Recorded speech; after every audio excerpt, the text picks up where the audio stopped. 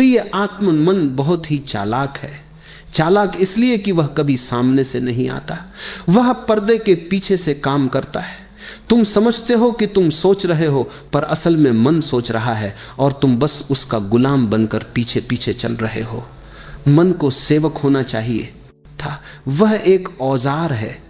जैसे तुम्हारे हाथ, तुम्हारी आंखें, तुम्हारी जीभ, जैसे हाथ से तुम कुछ काम लेते हो, आंख से तुम देखते हो, वैसे ही मन से तुम सोच सकते थे।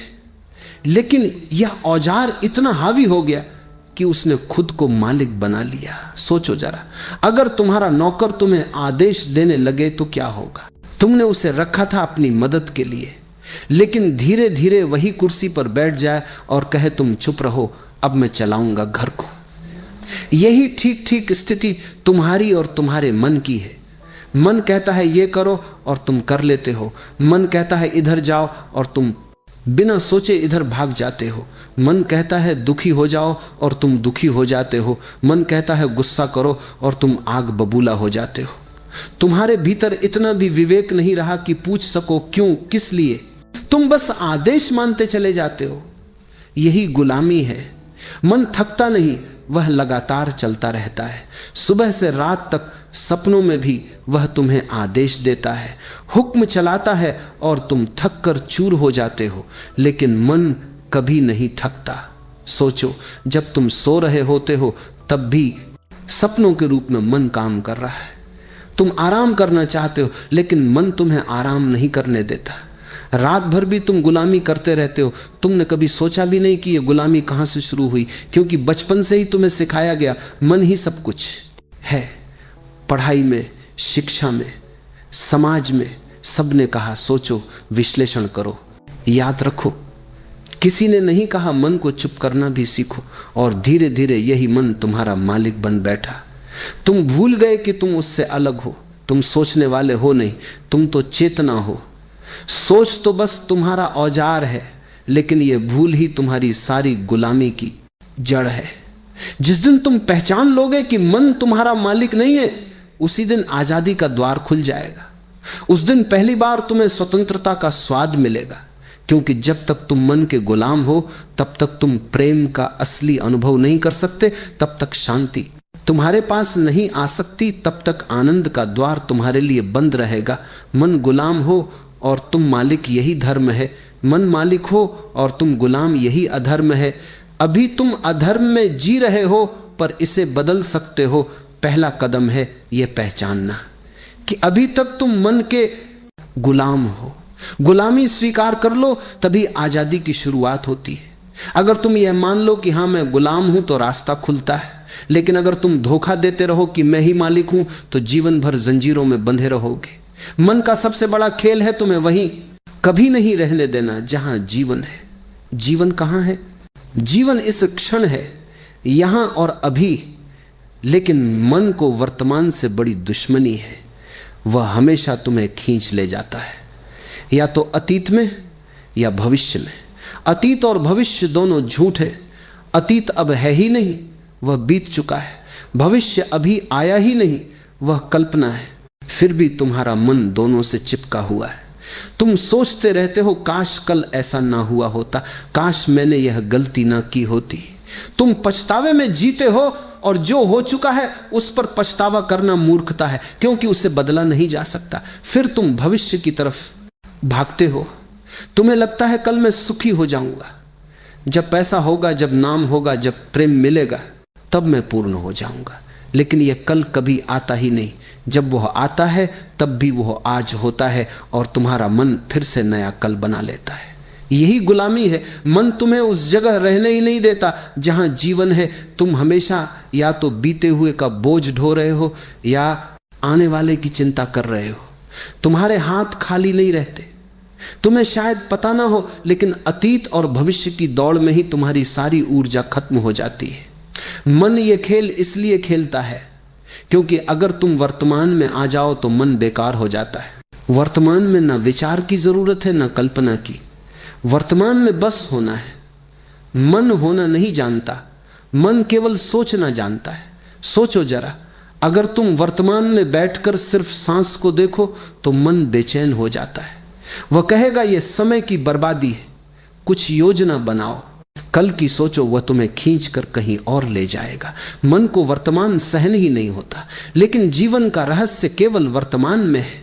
प्रेम केवल वर्तमान में संभव है, शांति केवल वर्तमान में मिलती है, आनंद केवल वर्तमान में है। लेकिन तुम गुलाम हो मन के, इसलिए तुमसे यह सब छूट जाता है। अतीत पर जितना भी सोचो वह कभी बदल नहीं सकता, और भविष्य पर जितना भी सोचो वह तुम्हारी सोच के हिसाब से घटित नहीं होगा। सिर्फ वर्तमान ही सच है, वर्तमान ही अस्तित्व है, और मन तुम्हें बार बार उस सच से बाहर निकाल देता है। यह खेल तब टूटता है जब तुम जागरूक हो जाते हो, जब तुम पहचान लेते हो कि मन तुम्हें अतीत और भविष्य में भेज रहा है। जैसे ही तुम देख लेते हो तुरंत वर्तमान में लौट आते हो। याद रखो, जो बीत गया वह सपना है, जो आने वाला है वह भी सपना है। सिर्फ यही क्षण वास्तविक है, और जो इस क्षण में जी लेता है वही मुक्त हो जाता है। सबसे पहले तो यह जान लो कि तुम गुलाम हो, लेकिन अजीब बात यह है कि गुलामी करने वाले को अपनी गुलामी का पता ही नहीं चलता। गुलामी तभी दिखती है जब तुमने कभी स्वतंत्रता का स्वाद लिया हो। तुम्हारा मन कहता है गुस्सा करो, और तुम बिना सोचे गुस्सा कर बैठते हो। क्या तुमने कभी उससे पूछा क्यों? क्या तुमने कभी उससे कहा नहीं? तुम्हारा मन कहता है ईर्ष्या करो, तुलना करो, जलो, और तुम उसकी आज्ञा मान लेते हो। तुम्हारा मन कहता है दुखी हो जाओ, और तुम सचमुच दुखी हो जाते हो। सोचो जरा, अगर तुम्हारे भीतर सचमुच स्वतंत्रता होती तो तुम क्यों दुखी होते, क्यों गुस्से में जलते, क्यों ईर्ष्या करते? कोई तुम्हें मजबूर नहीं करता, लेकिन तुम्हारा मन तुम्हें मजबूर करता है, और तुम इतने आज्ञाकारी गुलाम हो कि उसका विरोध तक नहीं करते। गुलाम वही है जो बिना पूछे मान ले, और मालिक वही है जो चुन सके। तुम्हारे भीतर यह सामर्थ्य है कि तुम गुस्से को भी चुन सकते हो या प्रेम को भी। तुम्हारे भीतर यह सामर्थ्य है कि तुम ईर्ष्या में डूब सकते हो या करुणा में खिल सकते हो। लेकिन यह सामर्थ्य तभी जागता है जब तुम गुलामी की पहचान कर लो। अभी तुम सोचते हो मैं ही मालिक हूं, यही सबसे बड़ा भ्रम है। क्योंकि अगर तुम मालिक हो तो दुख तुम्हारे जीवन में क्यों है? अगर तुम मालिक हो तो चिंता तुम्हें क्यों खा रही है? अगर तुम मालिक हो तो तुम्हारी आंखों में भय क्यों भरा है? सच्चाई यह है कि तुम मालिक नहीं हो, तुम दास हो, और ये गुलामी किसी ने तुम पर थोपी नहीं। ये गुलामी तुमने स्वयं स्वीकार की है। मन तुम्हें आदेश देता है और तुम झुक जाते हो। तुम्हारी आदत बन गई है झुकने की। गुलामी की पहचान तभी होगी जब तुम थोड़ी जागरूकता से देखो। जैसे कि जब गुस्सा आता है तो एक क्षण ठहर जाओ, गुस्से को देखो और मन से कहो तुम मुझे गुस्सा करने को कह रहे हो, लेकिन यह मेरा चुनाव है कि मैं करूं या ना करूं। अगर तुम ऐसा कर पाए तो पहली बार तुम्हें अनुभव होगा कि तुम गुलाम नहीं हो। लेकिन अधिकतर लोग यह ठहराव नहीं ला पाते। जैसे ही मन कहता है गाली दो, वे गाली दे देते। जैसे ही मन कहता है रो, वे रोने लगते। वे कठपुतलियां हैं। मन डोर हिलाता है और वे नाचने लगते। पहला कदम यह है कि अपनी गुलामी को स्वीकार करो। अगर तुम सोचते हो कि तुम पहले से ही स्वतंत्र हो तो कभी स्वतंत्र नहीं हो पाओगे, क्योंकि स्वतंत्रता वहीं आती है जहां गुलामी की पहचान होती है। तो याद रखो, मालिक वही है जो चुनता है और गुलाम वही है जो बिना पूछे मान लेता है। आज तुम गुलाम हो, लेकिन तुम चाहो तो मालिक बन सकते हो। बस थोड़ी जागरूकता चाहिए, थोड़ी सजगता चाहिए। मालिक होने का अर्थ यह नहीं है कि तुम मन से लड़ो। मालिक होने का अर्थ है तुम मन को उसकी सही जगह पर रखो। मन तुम्हारा सेवक है, औजार है। जैसे तुम्हारे पास चाकू है, उससे सब्जी भी काट सकते हो और किसी को घायल भी कर सकते हो। औजार अच्छा है या बुरा नहीं होता, उसका उपयोग तुम्हारे हाथ में है।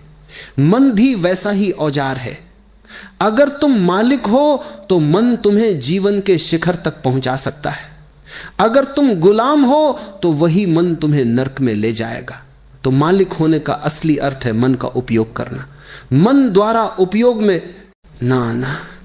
सोचो, हाथ की जरूरत होती है तो तुम हाथ उठाते हो। अगर हाथ अपने आप चलने लगे बिना तुम्हारी अनुमति तो तुम कहोगे कि यह बीमारी है। लेकिन यही हाल मन का है। वह बिना अनुमति सोचता चला जाता है, बोलता चला जाता है, और तुम उसे बीमारी नहीं समझते। तुम सोचते हो कि यही स्वाभाविक है। नहीं, यह गुलामी है। मालिक वही है जो कह सके मन अब सोचो, और मन सोचने लगे, फिर वह कह सके अब बस मन शांत रहो और मन तुरंत रुक जाए। तुम्हारे भीतर इतनी ताकत है, लेकिन तुमने उसे आजमाया ही नहीं। तुमने कभी मन को आदेश देने की कोशिश ही नहीं की। तुम हमेशा मन के आदेश मानते रहे। मालिक वही है जो कह सके मन यह करो और मन करे, मन यह मत करो और मन ना करे। लेकिन अभी तुम्हारी हालत यह है कि तुम आदेश नहीं देते, तुम विकनति करते हो। तुम कहते हो मन कृपा करके शांत हो जा, और मन हंसता है, तुम्हारी बात मानता ही नहीं, क्योंकि तुम मालिक नहीं हो, तुम गुलाम हो। मालिक आदेश देता है, गुलाम मानता है। लेकिन आज तो उल्टा है, मन आदेश देता है और तुम मानते हो। जब तुम मालिक बनते हो तब तुम्हारे भीतर एक गहरी स्वतंत्रता का जन्म होता है। तुम सोच सकते हो जब जरूरत हो, और जब जरूरत ना हो तो मौन हो सकते हो। ये मौन ही ध्यान है, ये मौन ही शांति है, ये मौन ही तुम्हारा असली घर है। मालिक होने का अर्थ है तुम परिस्थिति के अनुसार मन का उपयोग करो। कामकाज में, विज्ञान में, कला में, योजना बनाने में मन बड़ा उपयोगी है। लेकिन प्रेम में, प्रार्थना में, ध्यान में, मौन में मन को हटाना पड़ता है। अगर तुम मालिक हो तो तुम मन को बुला सकते हो और विदा भी कर सकते हो। स्वतंत्रता का असली स्वाद तब मिलता है जब तुम जान जाते हो कि मन तुम्हारा दास है, तुम्हें चलाना है, तुम्हें उपयोग करना है। फिर जीवन सहज हो जाता है, क्योंकि मन अब बाधा नहीं बनता, मन अब पुल बन जाता है। ध्यान का पहला कदम बहुत सरल है, मन से दूरी बनाना। तुमने अब तक यही माना है कि जो विचार आते हैं वही तुम हो, लेकिन सच यह है कि विचार तुमसे अलग है। तुम चेतना हो, और विचार उस चेतना के आकाश में आते जाते बादलों जैसे हैं। बस बैठो, आंखें बंद करो, शुरुआत में कुछ मत करो। विचार आएंगे, गुस्से के, प्रेम के, यादों के, योजनाओं के। उन्हें मत रोको, मत पकड़ो, मत भगाओ, सिर्फ देखो। जैसे कोई सड़क पर चलते लोगों को देखता है। धीरे धीरे तुम्हें पहली बार अनुभव होगा कि तुम विचार नहीं हो, तुम देखने वाले हो। यह समझ ही ध्यान की शुरुआत है। जब यह अनुभव गहरा होता है तो मन तुम्हारी पकड़ से छूट जाता है। तुम्हें एहसास होता है मन तुम्हारा दास है, मालिक नहीं। और तभी तुम अपने असली स्वरूप का पहला स्वाद चखते हो, स्वतंत्रता और आनंद का। मन एक घोड़े जैसा है। घोड़ा अपने आप में न तो अच्छा है और न बुरा, वह केवल एक ऊर्जा है, एक ताकत है। अगर उसे सही दिशा दी जाए तो वही घोड़ा तुम्हें तेजी से मंजिल तक पहुंचा सकता है। लेकिन अगर तुम उसकी लगाम छोड़ दो तो वही घोड़ा तुम्हें गिरा भी देगा, चोटिल भी करेगा और कहीं भी भटका कर ले जाएगा। आज की समस्या यही है कि अधिकतर लोग लगाम घोड़े के हाथ में दे चुके हैं, यानी मन को मालिक बना लिया है। अब मन उन्हें जहां चाहे ले जाता है। कभी वह तुम्हें गुस्से की ओर ले जाता है, कभी लोभ की ओर, कभी भय की ओर, तो कभी अतीत और भविष्य के उलझनों में भटकाता रहता है। नतीजा यह होता है कि इंसान खुद की जिंदगी पर नियंत्रण खो देता है और एक तरह से मन का कैदी बन जाता है। ध्यान का सार यही है कि तुम लगाम वापस अपने हाथ में ले लो। सवार को याद आना चाहिए कि घोड़ा उसके नीचे है, ना कि उसके ऊपर। मन तुम्हारा साधन है, तुम्हारी सेवा करने के लिए है, ना कि तुम्हारा मालिक बनने के लिए। जब ध्यान के माध्यम से तुम भीतर शांति से बैठते हो, विचारों को आते जाते देखते हो, तो धीरे धीरे यह अनुभव गहराता है कि तुम मन से अलग हो। यह पहचान ही लगाम पकड़ने का पहला कदम है। एक बार लगाम तुम्हारे हाथ में आ गई तो वही मन जो आज तुम्हें भटका रहा है, वही तुम्हारे सबसे बड़े सहयोगी में बदल जाएगा। जैसे एक प्रशिक्षित घोड़ा युद्ध में सवार को जीत दिलाता है, उसी तरह एक अनुशासित मन तुम्हें ध्यान की गहराई, सृजनात्मकता और आत्मिक आनंद तक पहुंचा देता है। लेकिन अनियंत्रित मन तुम्हें जीवन भर संघर्ष और अशांति में उलझाए रखेगा। ध्यान यही कला है, मन को दबाना नहीं बल्कि उसे सही दिशा देना। अगर तुम सवार हो और लगाम तुम्हारे हाथ में है तो घोड़ा तुम्हारा मित्र है। अगर तुमने ध्यान छोड़ दिया और लगाम खो दी तो घोड़ा तुम्हें कहीं भी गिरा सकता है। मन को साधो, मन से दोस्ती करो और लगाम अपने हाथ में रखो, तभी जीवन की यात्रा सहज, सुंदर और अर्थपूर्ण हो जाएगी। जीवन की सबसे बड़ी त्रासदी यह है कि इंसान अपने ही मन का गुलाम बनकर जीता है। मन हजारों विचारों से भरा हुआ है, इच्छाएं, भय, अपेक्षाएं, अतीत की स्मृतियां और भविष्य की चिंताएं। जब इंसान इन विचारों के प्रवाह में बह जाता है तो वह अपनी स्वतंत्रता खो देता है। वह परिस्थितियों और भावनाओं का दास बन जाता है। बाहर का माहौल जैसा होगा उसका मन भी वैसा ही हो जाएगा। अगर कोई तुम्हें